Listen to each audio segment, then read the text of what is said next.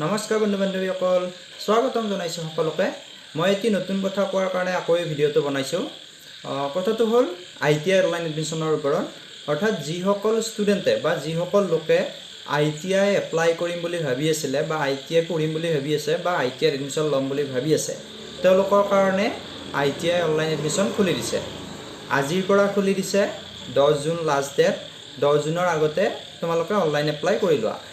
যিসকলে ITI পঢ়িম বুলি ভাবি আছে তেওঁলোকে কৰি ল'ব পাৰে।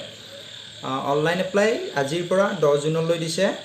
ইয়াতে বয়স দিছে প্ৰায় 14 বছৰৰ পৰা ওপৰলৈ দিছে। ওপৰৰ সময়সীমা দিয়া নাই, প্ৰায় পঢ়া ষ্টুডেণ্টে কৰিব পাৰিব। আৰু 8 পাছ আৰু 10 পাছ দুটা আছে। অৰ্থাৎ 8 পাছৰ বাবে কিছুমান চিট আছে আৰু 10 পাছৰ বাবে যিয়ে যাৰ বাবে যোগ্য হয় তাতে এপ্লাই কৰিব পাৰিব। 10 পাছৰ কৰা কিছুমানে 8 পাছত কৰিব নোৱাৰে বা কৰিব নালাগে, বা 8 পাছে 10 পাছত কৰিব নোৱাৰে তেনেকুৱা। অৰ্থাৎ 8 পাছ কৰা কিছুমানে কৰিব পাৰিব আৰু 10 পাছ কৰা। ইয়াতে কোৱালিফিকেশ্যন এই দুটাই, 8 পাছ আৰু 10 পাছ।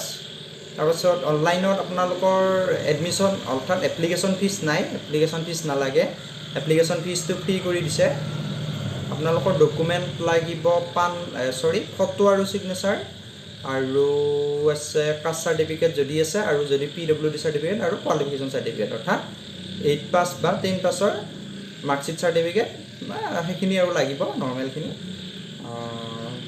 তাৰপৰা এইখিনিয়ে বয়স 14 বছৰৰ পৰা কৰি দিছে। এপ্লিকেশ্যন ফিজ নাই আৰু আজিৰ পৰা 10 জুনলৈ দিছে। এইখিনিয়ে। আপোনালোকে যদি কৰিম বুলি ভাবি আছে সোনকালে কৰি লওক। আৰু যদি কিবা জানিব লগা আছে কমেণ্ট কৰক, মই পাৰিলে আপোনালোকক ৰিপ্লাই দি দিম। ভাল লাগিলে লাইক কৰিব, শ্বেয়াৰ কৰিব আৰু কমেণ্ট কৰি দিব। ধন্যবাদ।